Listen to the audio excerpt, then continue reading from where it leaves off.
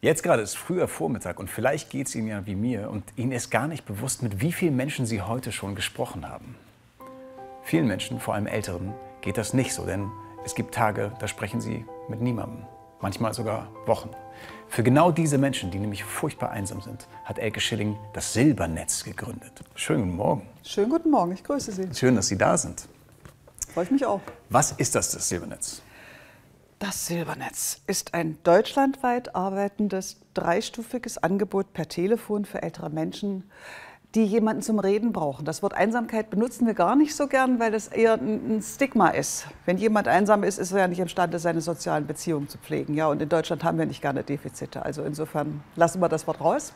Bei uns heißt es einfach mal reden, weil das ein Bedürfnis ist, das eigentlich jeder Mensch hat. Und wie Sie sagten, viele Ältere haben das nicht. Jemanden zum Reden, und deswegen sind wir mit diesem Angeboten da. Das ist einmal unsere Hotline, die 0800 470 80 90. Ich zeige ungern auf Menschen, aber in diesem Fall zeige ich einmal auf Sie, denn ich zeige auf diese Nummer, um das klarzustellen. Okay? Genau, ja. Die man täglich von 8 bis 22 Uhr anrufen kann, um einfach mal jemanden zum Reden zu haben. Nur 20 Minuten, mehr können wir leider nicht, weil es so viele sind, die uns zum Reden brauchen. Die zweite Stufe sind unsere Silbernetz-Freundinnen und Freunde. Das sind Ehrenamtliche zwischen 20 und 85, die wir darauf vorbereiten, einmal in der Woche ihren älteren Menschen anzurufen für ein persönliches Gespräch. Weil über so eine telefonische Beziehung kann sich ganz viel Vertrauen und Unterstützung entwickeln, und dafür ist die Silbernetzfreundschaft da. Und das dritte ist die Silberinfo, weil es ist einfach statistisch auch erwiesen, dass ungefähr ein Drittel der älteren Menschen nicht wissen, was es in ihrem Wohnumfeld an Angeboten für sie gibt. Weder für Pflege und Betreuung noch für Bildung und Beteiligung. Und deswegen, wenn wir am Telefon jemanden haben, der sagt, ich müsste aber, ich bräuchte aber, dann gucken wir nach im Internet, wo wohnt der Mensch, und dann versuchen wir Telefonnummern rauszufinden, wo er sich hinwenden kann. Das ist unsere Silberinfo. Also ein Serviceangebot, das letzte. Okay, warum haben Sie das gegründet? Eigentlich ist es noch vor 10 Jahren so gewesen, dass wenn überhaupt über Einsamkeit geredet wurde, dann war das Weihnachten, wo klar war, dass Weihnachten ganz viele, insbesondere ältere Menschen, alleine zu Hause sitzen und traurig sind, furchtbar traurig und einsam sind, weil keine Angehörigen kommen, niemand ist da und sie sind rundum feiert alles und sie sind alleine. So, das war die einzige Zeit, wo von Einsamkeit überhaupt die Rede war. Dass aber inzwischen wir durch Corona wissen, dass eigentlich alle Altersklassen dieses Einsamkeitsgefühl durchaus haben können und der Gefahr ausgesetzt sind, einsam zu werden, ist, wie gesagt, erst seit Corona bekannt.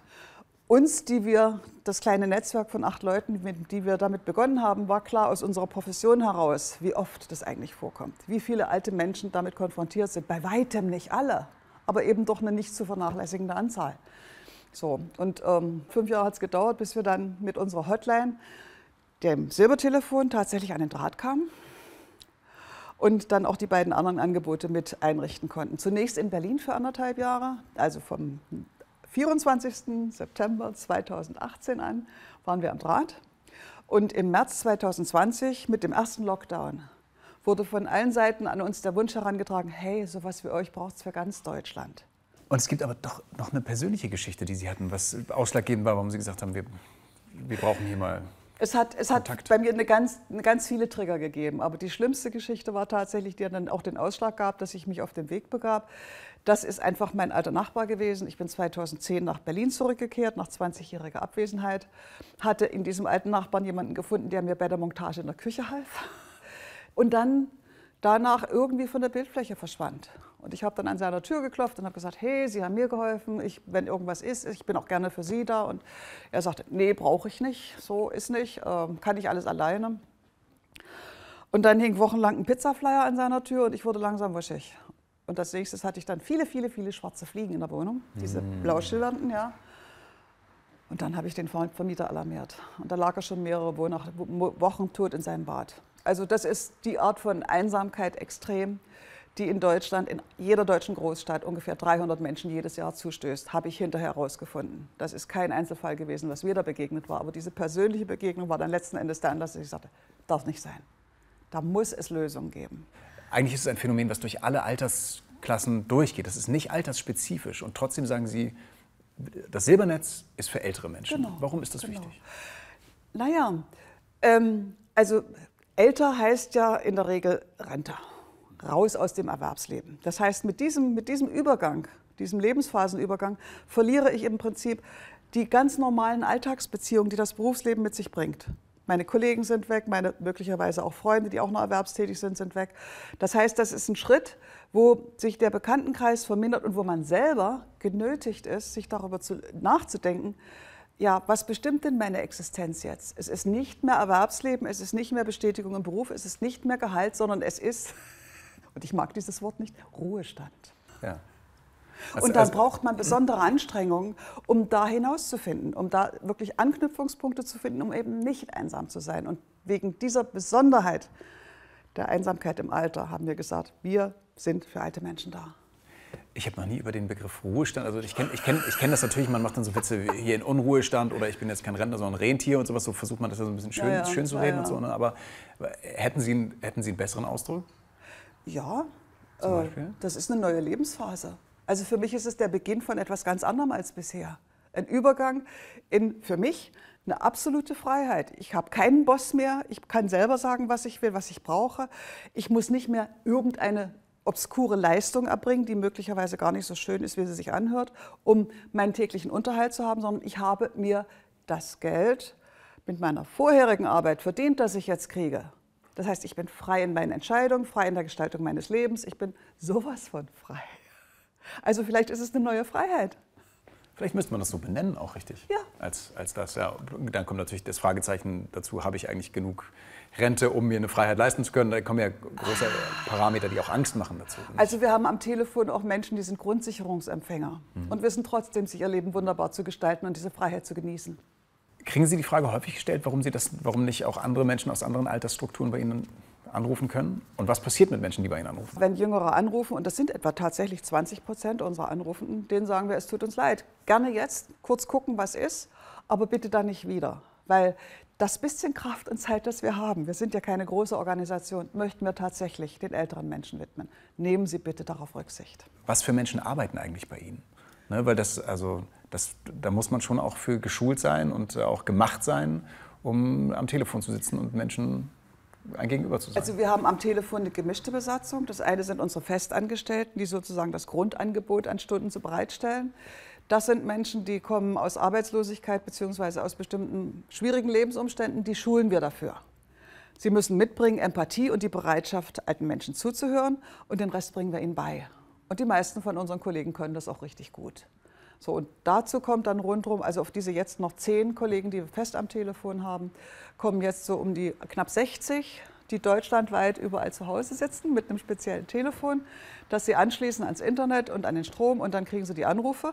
Und das sind Menschen, in der Regel Menschen, die selber schon im Rentenalter sind. Genau, in der neuen Freiheitsphase sind. In der neuen Freiheitsphase sind. Uns fällt noch was ein, was besser ist. Und entschieden haben, ich mache was Sinnvolles in dieser Freiheitsphase, nämlich ich stelle mir ein bisschen von meiner Zeit meinen Altersgenossen oder älteren Menschen zur Verfügung. Und diese Menschen bringen von ihrer Profession her, von ihrer Berufserfahrung her, die Ausbildung mit, dass sie gute Gesprächsführung können. Also sind das zum Beispiel seelsorgende Psychologinnen? Zum Beispiel ehemalige Telefonseelsorger, das sind Therapeuten, Ärzte, Lehrkräfte, also ehemalige Lehrkräfte, Menschen aus sozialen Berufen, aus Beratungsberufen, solche, die es können. Und die Menschen, die anrufen beim Silbertelefon, was sind so deren Themen? Worüber wollen die sprechen?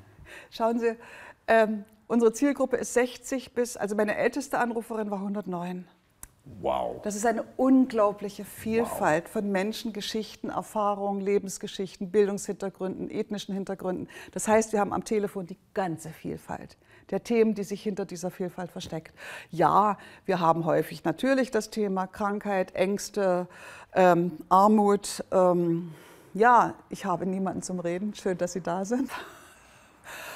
Aber wir haben auch diese aktuellen Themen, die der Tag mit sich bringt. Vor 2 Jahren war es der Beginn des Krieges in der Ukraine, wo sich besonders alte Menschen, früher als 1930 geboren, an ihre alten Traumata erinnerten, über die sie mit den Kindern eigentlich nicht reden können, weil sie haben zig Jahre darüber geschwiegen. Und das jetzt, also mit uns ging das. Und das haben wir sehr oft am Telefon gehabt damals. Und jetzt sind es die wirtschaftlichen Notlagen, die sich durch Energiekostenabrechnung gerade ergeben, die durch Mieterhöhungen kommen, also all diese Inflationsgeschichten, die insbesondere alten Menschen mit kleinem Einkommen richtig Probleme bereiten. Das haben wir jetzt aktuell am Telefon. Also machen Sie keine Beratung. Wir sagen ganz klar, wir können Sie nicht beraten. Für Beratung gibt es in Ihrem Umfeld die und die und die und die. Dann nennen wir Rufnummer und wir sagen, ich kann Ihnen eigentlich auch nicht helfen. Das Einzige, was ich kann, ist zuhören. Und dann kriege ich oft zu hören, ja, aber genau das brauche ich ja gerade. Dass mir jemand zuhört, dass ich diesen Druck loswerde. Ich bin Pastor und Seelsorger und die Erkenntnis, dass Menschen tatsächlich nur diesen Raum brauchen, in dem sie mal sprechen können, ohne den Anspruch zu haben, danach hat jemand mal eine Steuererklärung gemacht. Ne? Ich erlebe das als total wertvoll. Genau, wir sind ja soziale Wesen. Wir leben in Beziehung miteinander. Und Beziehung beginnt eigentlich damit, dass wir einander zuhören. Ich bin ja von Haus aus Mathematikerin, also sehr stark physikalisch geprägt. Wenn ich genau hingucke, sind wir Schwingung. Wir bestehen aus Atomen, das ist alles in Schwingung. Das heißt, am Telefon gehe ich eigentlich mit meinem Anrufer, wenn das Gespräch gut läuft, in Resonanz. Wir schwingen miteinander. Das ist anderweitig gar nicht möglich in dem Maße. Wie groß ist denn der Bedarf? Haben Sie das Gefühl, wir sind eigentlich ausgebucht? Der Bedarf, also andersrum, das Gesprächsaufkommen bei uns wächst jährlich um 20%. Vor 5,5 Jahren hatten wir 300 Leute in der Woche dran, jetzt sind es täglich 300. Und es sind inzwischen weit über 500.000 Anrufe gewesen bei uns in diesen 5 Jahren. Und potenziell, habe ich mal ausgerechnet, aufgrund der damals noch sehr lückenhaften Statistiken, potenziell sind es 8 Millionen Menschen über 60 in Deutschland, die dieses Redebedürfnis haben könnten, so, die uns noch nicht alle kennen. Wenn wir nicht von dem Begriff Einsamkeit sprechen, weil der stigmatisiert, was ist die Alternative? Kontaktarmut. Kontaktarmut, okay. Das finde ich schön. Was sind Faktoren, die Kontaktarmut bereichern, das ist das falsche Wort. Was macht was hervorrufen? Danke. Ja, ja. Also ich denke, unsere normalen Lebensumstände sind schon in vielerlei Hinsicht so geprägt, dass Kontaktarmut ausgelöst wird. Wenn ich in Konkurrenz mit anderen bin, dann kann ich nicht wirklich gut in Kontakt gehen, weil ich dann was von mir preisgebe und mich verletzlich mache. Also Rückzug, Isolation. Und für alte Menschen kommt dann eben noch dazu, wenn sie krank werden, wenn sie ihren Lebenspartner verlieren, wenn sie immobil werden. Also wir haben ja dieses Bild, dass alte Menschen in den Pflegeheimen sind. Das sind nicht mal 20% der Älteren. 80%, über 80% leben in ihren eigenen 4 Wänden. Und wenn sie dann immobil sind und nur 2-mal die Woche der Pflegedienst kommt, ist es eigentlich ist es ziemlich automatisch, dass die in Einsamkeit fallen können. Muss nicht sein, es kann passieren. Ich erinnere mich, ich hatte ein Gespräch mit meinem Vater, der war 86 und der lebte auch alleine. Und dann hat er mir gesagt, so, weil ich war so, morgen sind meine Frau und meine Tochter nicht da und endlich habe ich mal meine Ruhe und so muss es dir doch auch gehen. Und dann meinte er zu mir, es gibt einen fundamentalen Unterschied zwischen der Tatsache, dass jeden Tag keiner bei mir ist und deiner Sehnsucht nach Ruhe. Ne? Genau. Und ich glaube, das zu verstehen, ne? Wenn man selber so viel unterwegs ist, so viel Kontakt hat, dass es einen Unterschied gibt zwischen ich sehne mich nach Ruhe und da fühlt sich jemand die ganze Zeit allein. Naja, es ist die Freiwilligkeit, genau. Dass ich sagen kann, der Zustand ist jetzt dieser und ich kann ihn verändern. Und wenn jemand alleine lebt und nur noch ganz wenig Bezugsperson hat, ist die Veränderungsmöglichkeit verdammt gering. Was gibt es denn für Möglichkeiten? Worauf weisen Sie hin, wenn Sie nicht beraten? Naja, also einmal ist es tatsächlich sozusagen, für manche unserer Anrufer sind wir Familienersatz. Die haben sonst wirklich niemanden. Die rufen fast täglich an, für manchmal 5 Minuten, für manchmal 20 Minuten, wie sie es gerade brauchen. Und für andere sind wir halt diejenigen, die sagen können, okay, was brauchen Sie denn jetzt eigentlich? So, und dann ist es dieses, ja, eigentlich müsste ich nächste Woche zum Arzt, ich weiß nicht wie. Und dann sage ich, Mobilitätshilfedienst, gibt es das bei Ihnen in der Umgebung? Google ich. Vorher lasse ich mir sagen, an welchem Ort dieser Mensch wohnt und gucke nach. Pflegestützpunkte, aber auch Begegnungsstätten. Alle möglichen Dinge sind eigentlich an vielen Orten da. Nicht so sehr im ländlichen Raum, da ist das alles dünner gesät, aber im städtischen Umfeld gibt es ganz viele Angebote und die können wir googeln und bei der Gelegenheit empfehlen und sagen, haben Sie es schon mal versucht, was ich auch gerne mache. Bei denen, die tatsächlich digital mobil sind, die sich aber nicht richtig trauen, da frage ich nach, wie weit die Fähigkeiten und Möglichkeiten gehen, mit dieser Technik umzugehen. Und dann empfehle ich, ja, googeln Sie doch mal zum Beispiel Wege aus der Einsamkeit. Das gibt es hier in Hamburg. Das ist ein wunderbarer Verein, wo quasi Menschen in der Nutzung des Internets gemeinsam online herangeführt wird und miteinander im Gespräch und Austausch dazu sind. Das kennen viele nicht. Das ist wiederum diese Informationsarmut, ne? Dass man nicht weiß, was da ist, wo wir sagen können, das gibt es, gucken Sie nach. Aber das sind ja zwei wichtige Aspekte. Das eine ist meine Wahrnehmung nochmal als jemand, der bei Kirche arbeitet, die Möglichkeiten, wo man sich trifft, werden weniger. Also die Angebote vor Ort, wo Menschen zusammenkommen können, also analog zusammenkommen können, werden weniger. Gemeindezentren werden geschlossen, es gibt weniger Parkbänke, was weiß ich. Ja, das nehme ich ähnlich wahr. Das ist wirklich so, weil die Städte sind alle unter diesem hohen Druck, dass zu wenig Wohnraum da ist. Sie kennen das alles, muss ich nicht erzählen. Und dass mit dem schwindenden Raum, dem schwindenden öffentlichen Raum, natürlich auch die Möglichkeiten der Begegnung im öffentlichen Raum schwinden. Das ist Land wie Stadt dasselbe. Das ist einsamkeitsproduzierend. So, das ist dagegen können wir nichts machen. Wobei andererseits Silbernetz ist ja durch die Erfahrung über 5 Jahre Gespräche mit alten Menschen in allen möglichen Lebenssituationen so ein Stückchen auch politische Lobby für diese Sonderlagen. Das heißt, wir setzen uns auf den politischen Ebenen auch dafür ein, dass diese Stimmen gehört werden, dass die Notwendigkeit für solche Angebote auch artikuliert wird. Und da haben wir mit 500.000 Anrufen natürlich eine Masse hinter uns, ja, mit der wir auch ein bisschen was bewirken können. Nicht viel, aber ein bisschen was. Das Zweite, was Sie gesagt haben, ist, Sie empfehlen dann Anruferinnen und Anrufern, googeln Sie doch mal. Ne? Also so. Da bleibt natürlich die große Frage, wie ist es denn eigentlich mit den Vorurteilen von alten Menschen und Technik und so? Es geht auch jungen Menschen so, dass sie von diesem raschen Wechsel in diesen technischen Anwendungen überfahren werden und ewig brauchen, bis sie sich reinfinden oder manchmal auch sagen, das tue ich mir nicht an. Dass es ältere Menschen öfter tun, zu sagen, das tue ich mir nicht mehr an, dafür ist mir meine Lebenszeit zu schade. Also wenn ich denke, für mein Tablet muss ich alle 2 Jahre eine neue Oberfläche ertragen durch die ganzen Updates.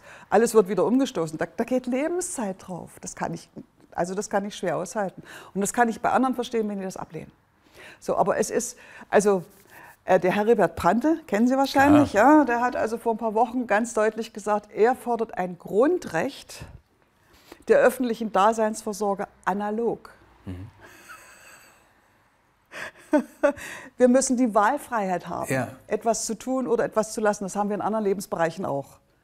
Und da ausgerechnet soll es nicht sein und bei denen, die am schwächsten sind in der Gesellschaft. Es gibt so Bilder, die wir haben, zum Beispiel selbstbestimmt wohnen bis ins hohe Alter. Und das ist eigentlich eine Strategie, die unglücklich machen kann. Kann. Nicht muss, genau, aber kann. Also ich bezeichne das als die schwierige Balance zwischen Autonomie und Hilfebedarf. Weil wenn ich in ein Heim gehe, dann gebe ich meine Autonomie auf. Und das ist das große Schreckgespenst für alle Älteren, die vor dieser Entscheidung stehen. Sie verlieren ihre Selbstbestimmung, weil sie werden dann bestimmt. Und das macht Angst. Deswegen ist es für viele tatsächlich dieser Wunsch, bis zur letzten Minute in den eigenen 4 Wänden zu bleiben. Selbst wenn diese eigenen 4 Wände dann möglicherweise nicht mehr selber organisiert werden können. Und man deshalb, das erleben wir auch, also wir haben Anrufer, die sagen, wissen Sie, ich bin Messi, ich kriege meine Wohnung nicht mehr klar, aber ich lasse auch niemanden rein. Und das ist eine Entscheidung. Und natürlich steht es einem Menschen zu entscheiden, einsam in seiner Wohnung zu sterben. Wenn das der Ausweg ist aus dieser Autonomiefalle. Und auf der anderen Seite aber, finde ich, ist es notwendig, dass wir leben ja alle nicht isoliert. Wir leben ja in der Gesellschaft, wir leben in Häusern, wo andere Leute auch sind. Das heißt also, wo Menschen hinschauen können, was passiert da? Also, Nachfragen, brauchst du irgendwas, ohne dabei übergriffig zu sein? Genau. Oder eine Rufnummer in den Briefkasten schmeißen mit dem Angebot, ich bin da, wenn Sie was brauchen. Ja. Ich zeige ein letztes Mal jetzt in Ihre Richtung, nochmal, ich zeige nicht auf Sie, sondern auf die Telefonnummer. Wenn man das Gefühl hat, ich habe nicht genug Kontakt, kann man sich bei Ihnen melden. Einfach und mal auf jeden Fall 20 Minuten sprechen. Vielen, vielen Dank, dass Sie das tun, dass Sie sich so engagieren, dass Sie darüber aufklären. Und Ihnen allen vielen Dank, dass Sie heute Morgen dabei waren. Bei So gesehen Talk am Sonntag hier in Sat.1. Seien Sie nächstes Mal auch dabei. Wir freuen uns auf Sie. Bis dann. Schönen Sonntag. Tschüss. Sonntag.